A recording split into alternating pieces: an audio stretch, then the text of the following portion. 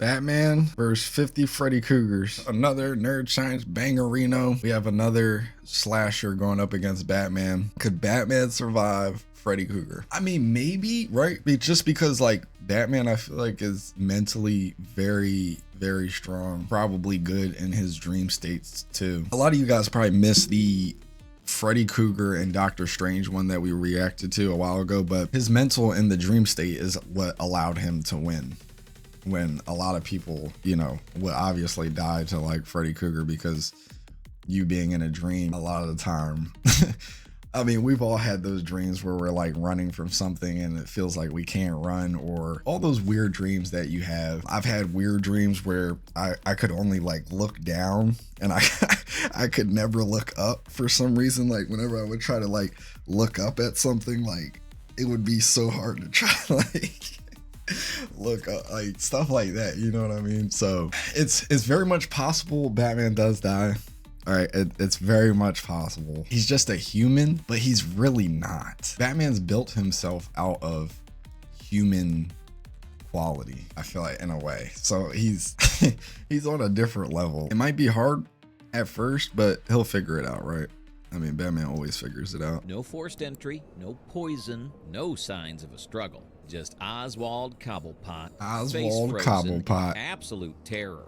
Dead on the floor of his Arkham cell. Batman had solved impossible crimes every night for years, but this one was different. The killer didn't leave physical evidence because the killer didn't come through the door. So, have you ever wondered what happens when the world's greatest detective faces an enemy who doesn't exist in the physical world at all? Today, we're finding out.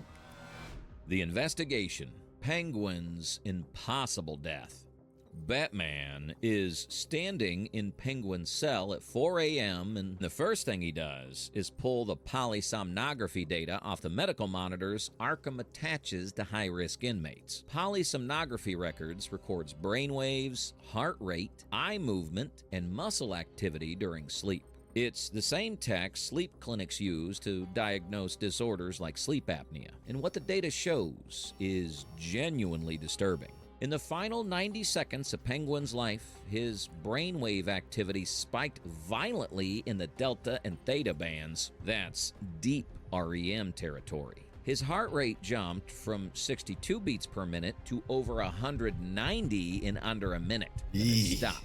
The heart just gave out. Here's the real science behind what that looks like. When you experience intense fear during a nightmare, your hypothalamus fires off a full sympathetic nervous system response. Adrenaline floods your bloodstream, your heart rate surges, your blood pressure spikes. In a healthy person, you wake up and it passes. But if the fear is sustained long enough or intense enough, the cardiac strain can cause ventricular fibrillation. The heart loses its rhythm and stops coordinating.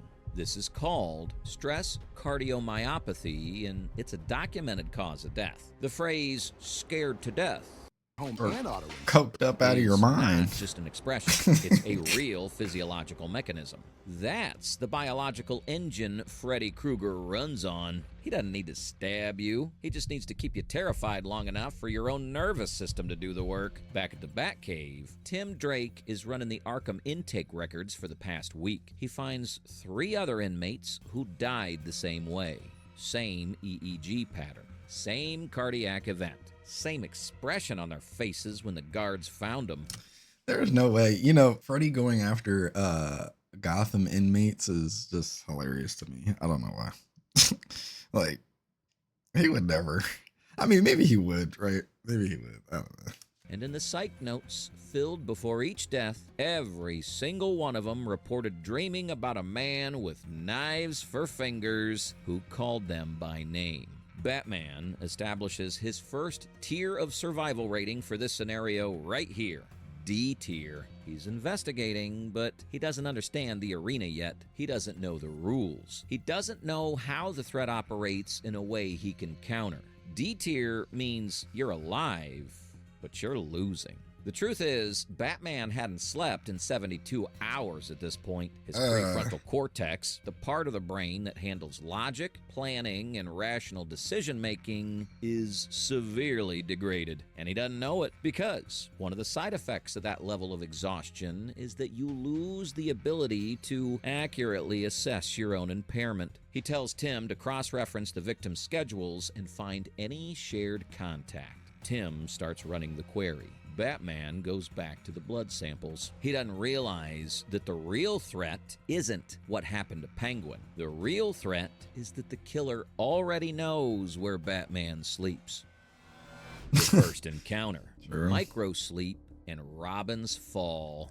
Batman is still at the sample table when it happens. The fluorescent lights in the cave flicker once, twice, then shift to a deep red.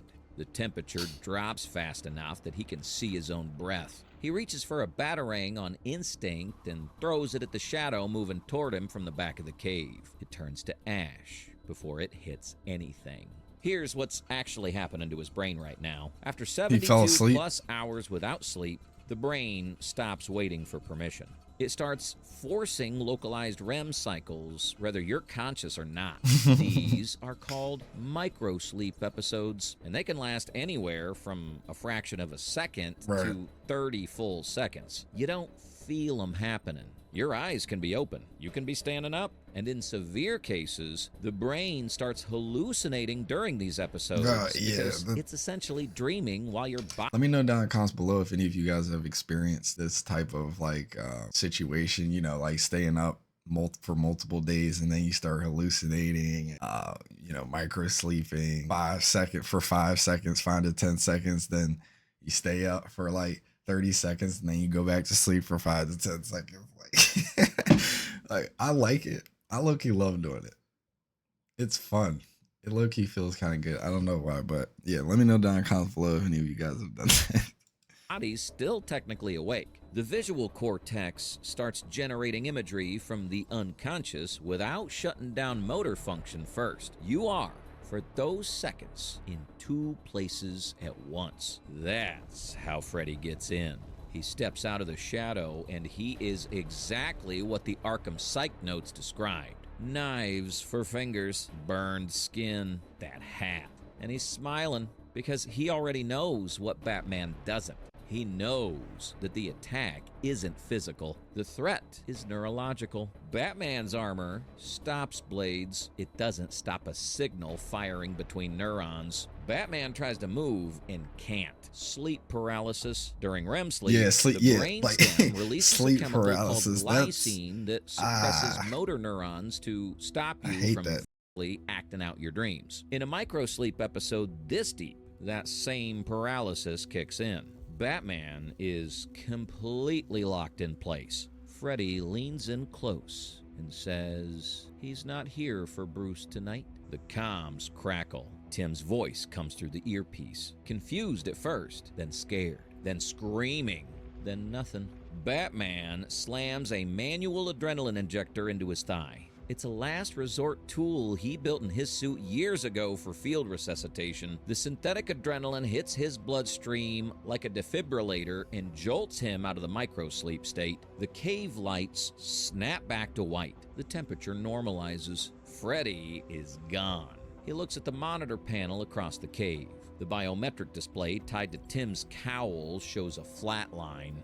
Heart rate 0. The timestamp reads 41 seconds after the comms cut out. Robin is dead. Tier of survival F. The survival counter hit 0 for Tim Drake, and Batman couldn't stop it because he was incapacitated inside his own nervous system. F tier means that the threat won the engagement completely. Batman doesn't move for a long moment, and then something shifts in him. He can't bring Tim back. What he can do is understand exactly what just happened and build a counter. The science of survival, REM suppression. So here's where the science gets genuinely interesting. Lucid dreaming is a real, documented neurological state. It's been studied in sleep labs since the 1970s, and what researchers found is that during a lucid dream, the prefrontal cortex, the rational, analytical part of the brain that normally goes quiet during REM sleep, stays partially active. The dreamer becomes aware that they're dreaming. Once they're aware, they can exert a degree of conscious control over what happens inside the dream environment. They can change the setting, alter outcomes, and in some cases, override the emotional content of the dream entirely. Batman needs that. He hooks himself into the Batcomputer's medical bay and starts building the protocol. There are 3 components, and each one is doing a different job. First, he injects a precise microdose of modafinil. Modafinil is a wakefulness promoting This man is just juicing up on stems at this point. He's not even gonna be able to beat Freddy Kreuger just like by himself. He got juice up on the stems. Batman has to juice up on stems to beat Freddy Kreuger. I thought he was already good mentally. Like, I thought Batman was stronger in that way, I guess. Originally developed for narcolepsy and shift work sleep disorder. At therapeutic doses, it suppresses sleepiness by blocking the reuptake of dopamine in the brain. But at a carefully calibrated microdose, it doesn't keep you fully awake. It keeps one layer of your consciousness awake while the rest of the brain can still descend into REM. It's like leaving a single light on in a house that's otherwise shut down for the night. That light is the prefrontal cortex. That light stays on. Second, he pairs that with a heavy sedative to force rapid REM entry. Normally, it takes about 90 minutes of sleep cycle before your brain reaches deep REM.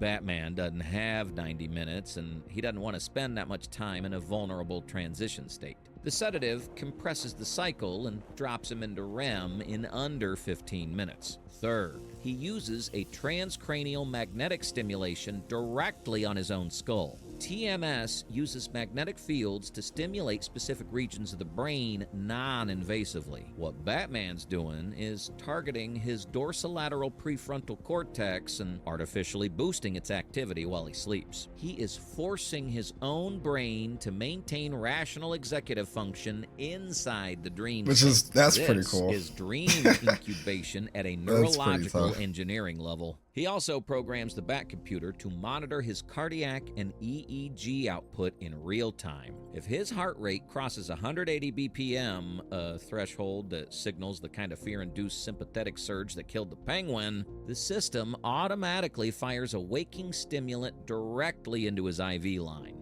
It's a dead man's switch for his own nervous system. Tier of survival He's cheating to B tier. He has a real He's mechanism cheating. now. He has a way in that doesn't hand Freddy And the he has a way controls out at the door. The science is sound, but there's a difference between a protocol working in a lab and a protocol holding up against something that physically reshapes the law of physics inside your own head. B tier means the plan's good. It doesn't mean the plan survives contact with the enemy. Batman closes his eyes and lets the sedative take him down. The final nightmare, cognitive control. He opens his eyes, and he is not in a boiler room. He's in Crime Alley, the narrow street behind the theater. The alley where Bruce Wayne became Batman. He put it there deliberately. During the incubation phase, he seeded the dream environment with the most psychologically loaded location in his own memory. Not because it's comfortable, because it's his. He knows every brick of it. In a dream environment, familiarity is structural control.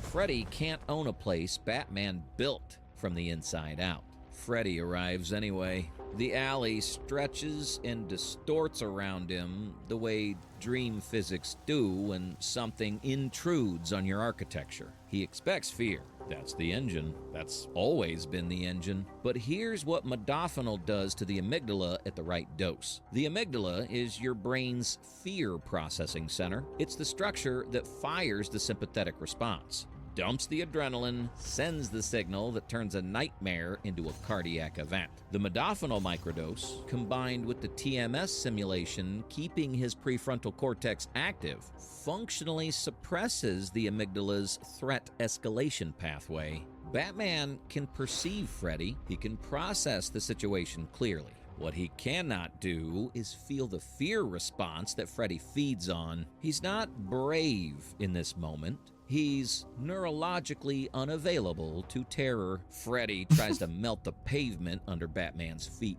It starts to liquefy, and then Batman just decides it doesn't. That's the mechanics of a fully lucid prefrontal state inside REM. The dream is still a dream because Batman's rational executive function is fully online. His cognitive output competes directly with Freddy's. Freddy can bend dream logic. Batman can enforce real-world logic to override it. The pavement re-solidifies. The walls stop stretching. Freddy escalates. He comes at him directly.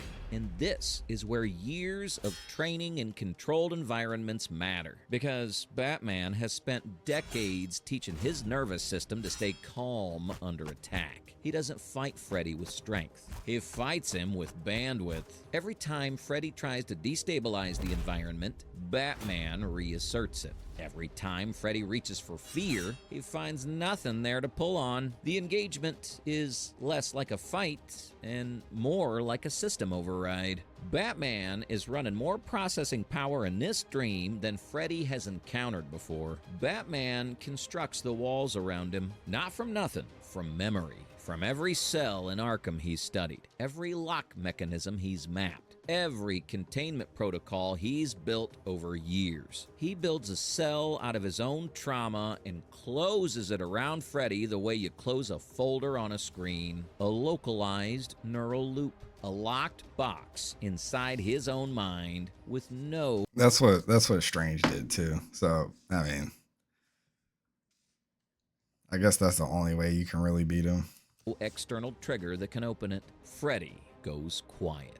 The Bat computer flatlines the dream signal and fires the waking stimulant into his IV. Batman opens his eyes in the medical bay. The monitors are steady. His heart rate is 74. His EEG looks normal. S tier. Neurological dominance. Wow. But the box is still there. The box is still there.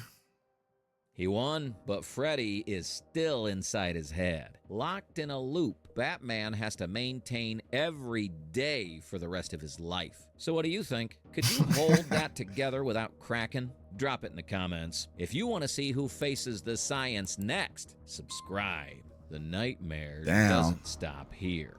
Yeah, nah, he's gotta hold that for the rest of his life so that Freddy never gets out. Which is crazy. Imagine having to do that. Imagine having to lock some sort of entity or something in like a box in your dream. And while you're awake, you know that when you go to sleep, you just need to make sure that thing stays locked in there. Like, I don't know. That's how I'm thinking about it, but maybe it's different. Let me know what you guys are thinking down in the comments below. We're going to do our own simulation on Batman and Freddy Kreuger and see what happens. Batman versus 50 Freddy Krugers. Just think of the 50 Freddy Krugers as the hallucinations. Oh. Damn. Looks like we're gonna have our winner here in a second here, boys. Batman's going crazy. Slow-mo. We need the slow-mos. Look at it. Oh, look at all that blood. Oh my God.